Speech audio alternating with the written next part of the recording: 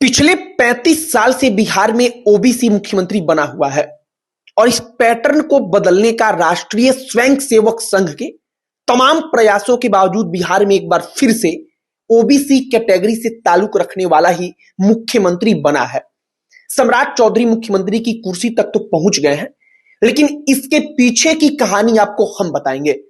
सम्राट चौधरी के पिता शकुनी चौधरी, जिन्होंने कभी कहा था कि भागलपुर की धरती में प्रधानमंत्री नरेंद्र मोदी को गाड़ दूंगा, आज उनका बेटा इस प्रधानमंत्री नरेंद्र मोदी के आशीर्वाद से बिहार के मुख्यमंत्री की कुर्सी को सुशोभित करेगा।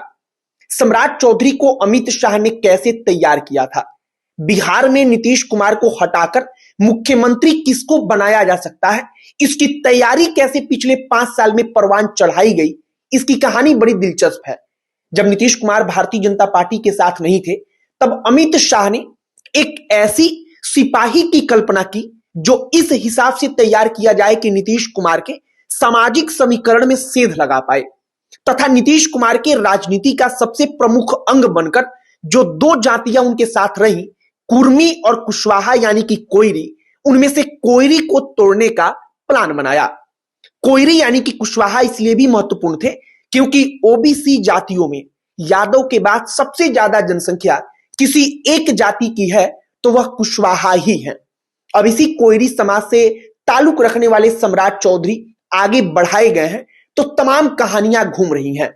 आगे कुछ बहुत दिलचस्प कहानी आपका इंतजार कर रही है, लेकिन उसके लिए वीडियो आपको अंत तक देखना पड़ेगा। आगे बातचीत करने से पहले हमारा नमस्कार स्वीकार करिए। हमारा नाम मोहित कुमार सिंह है।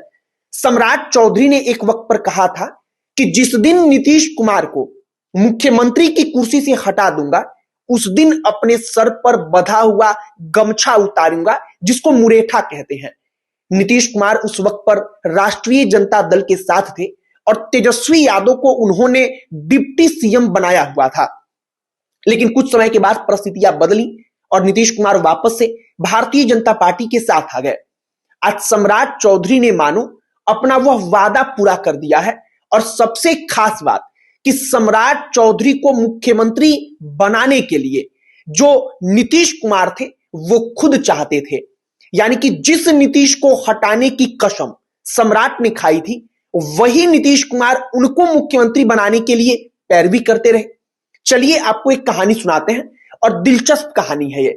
राष्ट्रीय स्वयंसेवक संघ का मन बिल्कुल नहीं था कि बिहार में फिर से पिछड़ी जाति का ही मुख्यमंत्री बने और संघ चाहता था कि अति पिछड़ा या फिर दलित समाज से आने वाला व्यक्ति मुख्यमंत्री बने, लेकिन नीतीश कुमार चाहते थे कि पिछड़े समाज का ही व्यक्ति मुख्यमंत्री की कुर्सी पर बैठे और ऐसे में सम्राट चौधरी अपने आप सबसे पसंदीदा व्यक्ति बन गए। संघ का यह मानना था कि पिछले 35 वर्ष में कुछ महीने को अगर छोड़ दिया जाए जीतन राम मांझी वाले कार्यकाल को, तो केवल पिछड़े समाज का ही व्यक्ति मुख्यमंत्री रहा है और ऐसे में अति पिछड़ा या दलित की राजनीति को आगे बढ़ाया जाना चाहिए। लेकिन सम्राट चौधरी यहां बाजी मार गए। अब उस कहानी पर आइए कि अमित शाह ने सम्राट चौधरी को कैसे तैयार किया था।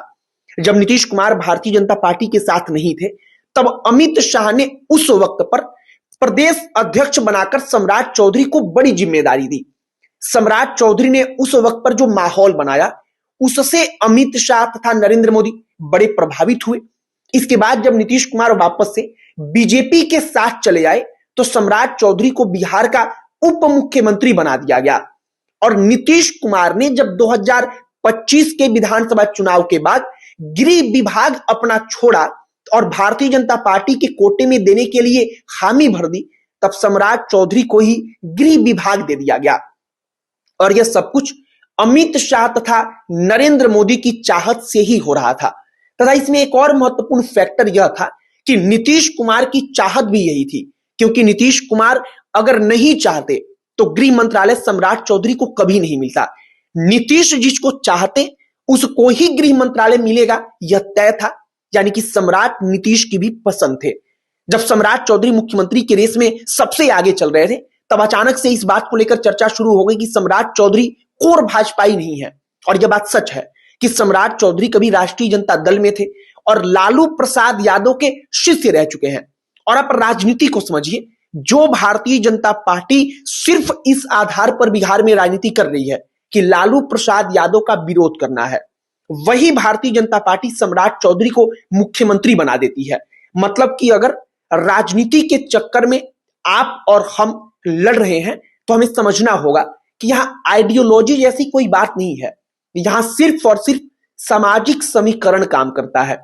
सामाजिक समीकरण में जो चेहरा फिट है उसके आइडियोलॉजी को भी दरकिनार समय आने पर किया जाता है। सम्राट चौधरी जब शुरू में चुनाव लड़ा करते थे तब अपने हलफनामे में वह बताते थे कि उन्होंने 7वीं तक की पढ़ाई की है तथा बाद में वे खुद को 12वीं पास बताने लगे और फिर इससे भी बढ़कर पीएफसी की डिग्री का जिक्र करने लगे, जिसके बारे में विधानसभा चुनाव के वक्त पर प्रशांत किशोर ने सवाल उठाया था और सोशल मीडिया पर यह तैरने लगा था कि आखिरकार पीएचडी तो होता है लेकिन यह पीएफसी क्या है। सम्राट चौधरी के ऊपर 2025 के विधानसभा के चुनाव में बड़े सवाल उठाए गए। सम्राट चौधरी पर तमाम प्रकार के सवाल दागे गए प्रशांत किशोर की तरफ से, लेकिन उस वक्त पर भी जब सम्राट चौधरी के ऊपर सवाल पूछे जा रहे थे, उठाए जा रहे थे, सम्राट चौधरी को जनता के सामने दागदार बताया जा रहा था, तो एक चीज तैयार हो रही थी और वह था सम्राट चौधरी का बढ़ता कद। यानी कि सम्राट चौधरी का कद उतना बड़ा था कि उनको भारतीय जनता पार्टी के बड़े नेताओं के जैसा ट्रीट किया जा रहा था और वही कद आज सम्राट चौधरी के काम आया, जिसके कारण सम्राट चौधरी बिहार के मुख्यमंत्री बने। फिलहाल सम्राट चौधरी के बारे में लोग सब कुछ जानना चाहते हैं, सब कुछ समझना चाहते हैं, लेकिन जो असल कहानी, जो महत्वपूर्ण कहानियां थी, हमने सोचा कि जरा वो आपको बताया जाए। सम्राट चौधरी के ऊपर कई गंभीर आरोप भी एक वक्त पर लगे थे। साल 1995 का एक हिस्सा है, तारापुर में चुनाव था, एक विधानसभा सीट है तारापुर बिहार में। वहां पर आरोप लगा कि सम्राट चौधरी 7 लोगों की हत्या में दोषी हैं, अभियुक्त हैं। हालांकि बाद में अदालत की तरफ से सम्राट चौधरी छोड़ दिए गए, लेकिन 2025 के विधानसभा चुनाव के वक्त पर प्रशांत किशोर ने यह सवाल वापस से उछाला था और अब चूंकि वो मुख्यमंत्री बन गए हैं तो निश्चित तौर पर ये तमाम चीजें अब निकल करके और अधिक चर्चा का विषय बन रही हैं। फिलहाल हमने अंदरूनी कहानी आपको बताया कि कैसे सम्राट चौधरी नीतीश के पसंदीदा बने, नीतीश के पसंदीदा बनने के पहले अमित शाह के पसंदीदा बन चुके थे और आज उसी की देन है कि सम्राट चौधरी मुख्यमंत्री बन चुके हैं। बाकी इस वीडियो को यहीं पर समाप्त करते हैं। अन्य कोई टॉपिक जिस पर आप चाहते हो कि हम चर्चा करें, बातचीत करें, उसे भी कमेंट बॉक्स में लिखकर बताइएगा। हमारा पूरा प्रयास होगा कि उस टॉपिक पर भी वीडियो बनाएं, उस पर भी चर्चा करें। बाकी इस वीडियो को यहीं पर समाप्त करते हैं। अंत में हमारा परिचय, हमारा नाम मोहित कुमार सिंह है।